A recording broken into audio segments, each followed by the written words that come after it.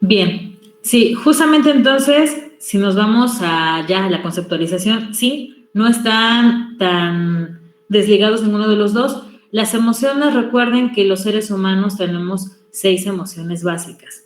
Ya se las he comentado, que es el enojo, la alegría, la tristeza, el miedo, el asco y la aversión.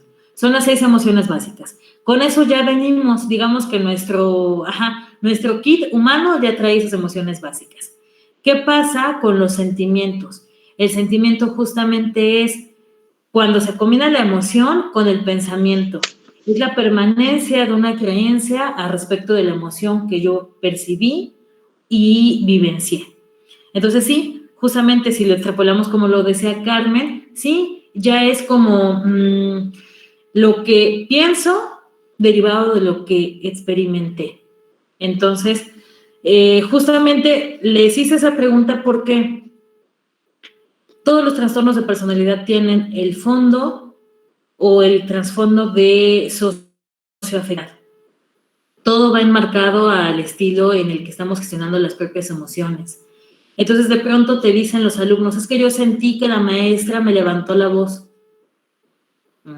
A ver, ¿cómo te percibiste tú? Justamente Dani hizo hincapié en una nueva materia y sí, justamente los estudios a partir del año 2000 o los planes de estudios, de acuerdo a la Ley de Educación Básica, la invitación es que los planes de estudios se actualicen y que puedan integrar los campos socioafectivos en los alumnos. ¿A qué nos lleva esto? No es de ahorita que la psicopedagogía quiere estudiar el ámbito emocional de los alumnos. Esta ya es una cuestión añeja, viene desde los años 50 y 60, pero aún no se ha logrado diversificar para todos. Aún no logramos decirle, o aún no logran los alumnos explicarnos cómo se sienten en las aulas, ni los propios docentes logramos explicarles a ellos cómo nos sentimos frente a ellos. En ese momento, si hiciéramos un tipo de experimento, yo les puedo asegurar que cada uno de los maestros que han tenido en la pantalla durante toda esta mañana, cada uno de ellos como seres humanos reflejan un estado anímico, igual que ustedes. En ese momento yo los veo a cada uno, los puedo observar, pero no logro percibir su estado anímico. Entonces, justamente la intención de los planes socioafectivos es lograr regular la identificación de los tipos de perfil de personalidad y de la generación de los posibles trastornos de personalidad. Cada uno, de verdad, ninguno de nosotros se salva. Cada uno de nosotros tiene rasgos esquizoides, paranoides, histriónicos, inestabilidad, somos extrovertidos. Todos tenemos rasgos de todo un poco, pero siempre va a imperar un perfil de personalidad en cada uno. Entonces, bueno, la recomendación es, si nosotros logramos identificar nuestro perfil de personalidad y logramos ser empáticos con nuestras propias emociones, eso nos pone en una trinchera en la que vamos a poder lograr ser empáticos con las emociones de nuestros alumnos. ¿Maestra? ¿Sí? Una pregunta. Tal vez no tenga nada de relación con el tema, pero se le iba a preguntar si la otra vez. Hay una prueba que se llama de Gordon, no sé si usted la conozca. Sí. Es ya ve que usted realiza la prueba y te da un tipo, eres tipo 1 y así. ¿Eso tiene alguna relación con lo que está diciendo? Sí, Maricruz. Justamente desde la psicología, recuerden que tenemos las pruebas psicométricas de análisis de personalidad, de conducta proyectiva y los famosos psicométricos de inteligencia. Entonces, que son los famosos que te miden el coeficiente intelectual, el famoso CI. Entonces, sí, justamente ese tipo de pruebas como la de Gordon, la de Alport, la de MMPI, la de FP16, que son factores de personalidad, justamente todas ellas buscan estudiar los perfiles de personalidad. Esas fueron las primeras pruebas elaboradas en los años 40, después de la Segunda Guerra Mundial, para determinar cómo venían los veteranos de guerra, pues mermados en la parte emocional. Entonces fue a partir de ahí que se dan a conocer los primeros psicométricos para medición de perfiles de personalidad, y de ahí vienen los segundos, que ya es para medición de inteligencia y de CI. Sí, pero sí van relacionados. Y justamente, por ejemplo, ese tipo de prueba, en esa clasificación que ya veíamos, los clasifican como grupo A, grupo B, grupo C, tipo 1, tipo 2. Y si nos remontamos a la historia de la filosofía, vamos a encontrar, por ejemplo, las clasificaciones que hacían los historiadores de personalidad flemática, no sé si la han escuchado, la personalidad, ¿no? No han escuchado ese tipo de... los voy a encargar para que lo verifiquen como clasificación. Bueno, sigo compartiendo pantalla, permítanme tantito. Gracias, maestra.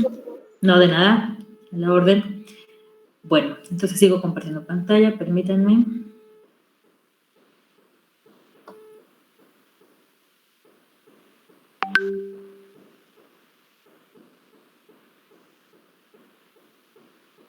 Un minutito, porque ahí está.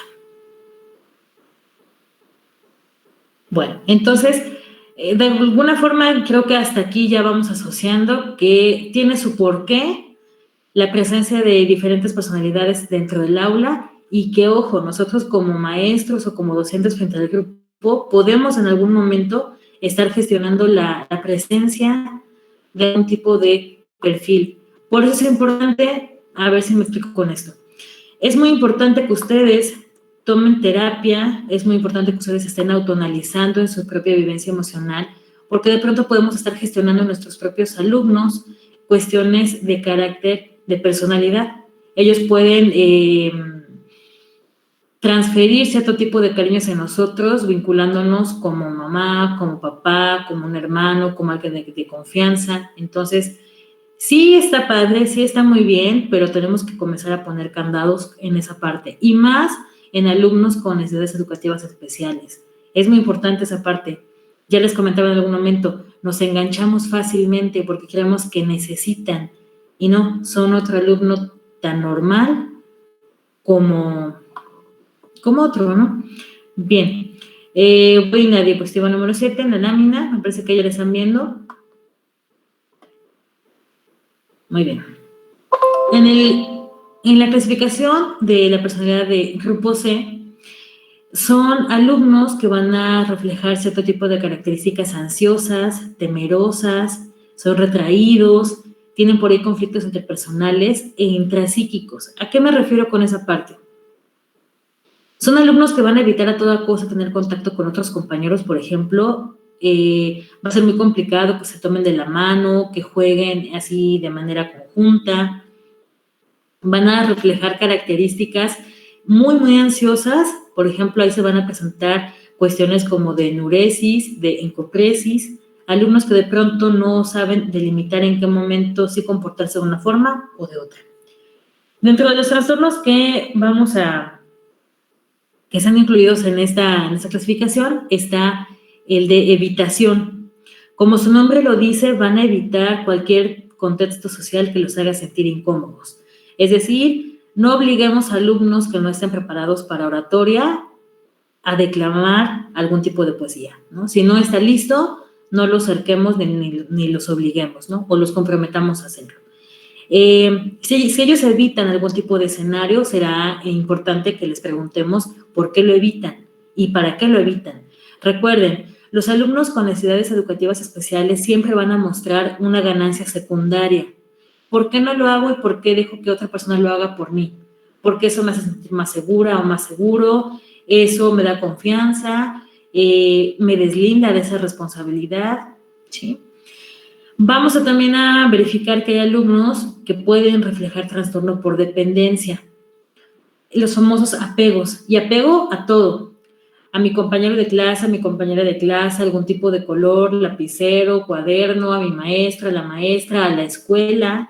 Llegar a ese desarraigo, justamente, por ejemplo, pasa mucho, ¿no? Los alumnos que los papás tienen trabajos muy móviles, muy movibles, perdón, llegar a otro tipo de escenarios, sí les conflictúa y de pronto pues sí, si generas un cierto tipo de apego, dependencia, escenarios que ya creías fijos y te mandan para otro, pues habrá que trabajar esa parte emocional.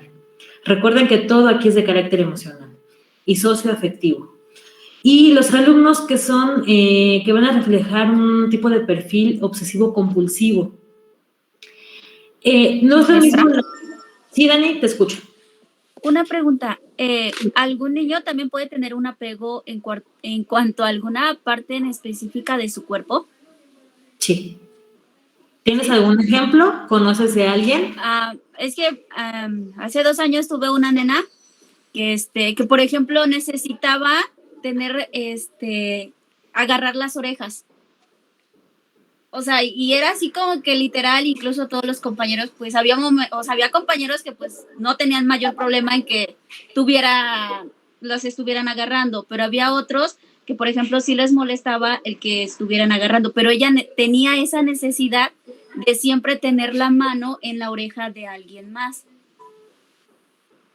O incluso también podría ser en la de uno mismo, maestra. Bueno, es que yo ahorita me identifico con lo que comentó mi compañera Dani, porque yo esa maña me comenta mi mamá que desde meses la tenía, o sea, desde meses ella decía que yo me agarraba la oreja y hasta la fecha, yo, por ejemplo, estoy ahorita en la clase y lo que estoy haciendo pues es estarme agarrando la oreja o pellizcándola. Esa es la maña que yo tengo, o incluso de hacérsela aquí con mi familia. Ok, bien. Gracias ambas por compartir. Justamente regresemos a nuestra presentación.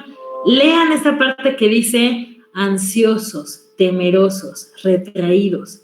Habrá que verificar si en esa conceptualización, digo, sin evidenciar a nadie, sin exponer a nadie, en algún momento durante la clase me estoy sintiendo ansiosa porque estoy identificando que tengo esas características. Puede ser. Puede ser que la alumna sea el método de autorrelajación, porque eso me hace sentir segura. Tengo ese apego, pero sé que acariciando mi oreja logro mayor seguridad, me autotranquilizo. Sí. Pueden ser ciertas manías, más que mañas, pueden ser manías que son funcionales porque recuerden que son descargas emocionales. Cada vez, no sé si les ha pasado que tengan, voy a dejar de compartir también, porque son 4:22, pero, a ver, permítanme un momentito. Regreso acá con ustedes. ¿Les ha pasado, o al menos, bueno, les pongo el ejemplo porque en la educación básica es de lo más común que ustedes se van a encontrar, o al menos en el círculo de psicólogos cuando hacemos los análisis de caso, encontramos que los alumnos se desenvuelven en contextos familiares en donde, por ejemplo, tienen hermanos mayores y de pronto está esta cuestión de, ay, pero es que nada más le jalé el cachete, ¿no? O le jalé el cabello, pero es que es porque yo a mi hermano menor lo quiero, ¿no? Ese tipo de expresiones emocionales que pudiesen tener los hermanos mayores o de en medio hacia los hermanos más chicos o viceversa, y que de pronto uno percibe que el alumno puede estarlo reflejando con sus propios compañeros, ojo, no es que esté mal, son descargas emocionales, es aprendido también. Entonces, si de pronto sí me agarro la oreja o de pronto estoy con el lápiz aquí o de pronto las propias manos, estoy vuelta y vuelta y vuelta con las manos, recuerde que son descargas. O incluso también el movimiento de pies, Claro. ¿no, maestra? Sí, sí, ese movimiento de pies en la psicología lo denominamos el trastorno de piernas inquietas, ¿sí? Y recuerden, no está mal, pero son descargas emocionales. Entonces, de pronto, ¿qué otro medio puedo yo ocupar para estar focalizando esa emoción? Entonces, si cada vez, justamente, nuevamente, para allá voy, cada vez que estemos identificando, que estamos repitiendo manías, roles conductuales, ese tipo de las piernas o estar con el lapicero aquí duro y dale sobre la banca, bueno, ¿qué está pasando a nivel emocional?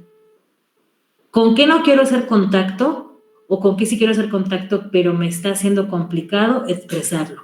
Entonces, de pronto yo estoy con el pie. O sea, más que estar chocada o más que estar quizá ansiosa es, ¿qué está pasando acá arriba? Porque recuerden, y les comenté ahorita, la emoción es la emoción porque es lo natural, es lo genéticamente que ya venimos cargado. Pero cuando esa emoción se combina con el pensamiento, surge el sentimiento. Entonces, recuerden que en la psicopedagogía decimos que es la famosa PEA, pensamiento, emoción, actitud. Cuando mi pensamiento se conjuga con mi emoción, viene el comportamiento o viene la actitud. Entonces, regreso a esa misma parte. Va a ser muy importante que en las aulas ustedes se den la oportunidad, ya sea aulas virtuales o sea aulas presenciales cuando la contingencia lo permita, que identifiquen sus propias emociones para que dejen de identificarlas en sus alumnos. Ese tipo de disfuncionalidades de corte emocional pueden generar disfuncionalidades en la educación y por eso se consideran necesidades educativas especiales. Si yo adolezco de una inteligencia emocional o si adolezco de saber identificar mis propias emociones, eso va a mermar mi capacidad de estudio, mi aprendizaje, la retención del conocimiento, no me voy a sentir quizá motivada o motivado, voy a sentirme inseguro. ¿Recuerdan cuando presentaron quienes lo hayan hecho o quienes pasamos por ahí que sacaron ficha para la UV? Que es como que el ultra chiquitiguau y el máximo, y te dicen, no, y es que no quedé. No, pues es que eso no lo es todo, ¿no? Pero bueno, el contexto social te lo vende como un todo. Bueno, esa misma ansiedad, cuando no la perciben o no la saben canalizar, nos está hablando de un foquito rojo en donde no están en contacto con sus propias emociones. Bueno, regreso a la... ¿Mandé? No, perdón. Es que antes de que siga continuando, yo quería comentar una situación de una compañera que ella estaba estudiando CUSNE en la escuela de medicina y me parece que ahí tienen, bueno, no sé si exactamente ahí o cuando iban de visitas a algún lugar, están los muertitos. Entonces ella tenía la obsesión de acariciarle la cabeza y el cabello a cada uno de los muertitos. Sí. Pero ¿hacia dónde va el comentario? Maestra, disculpe. Pues a saber si es una obsesión compulsiva o a qué se refiere. Ok, ahorita te respondo esa pregunta. Ángel, ¿te escucho?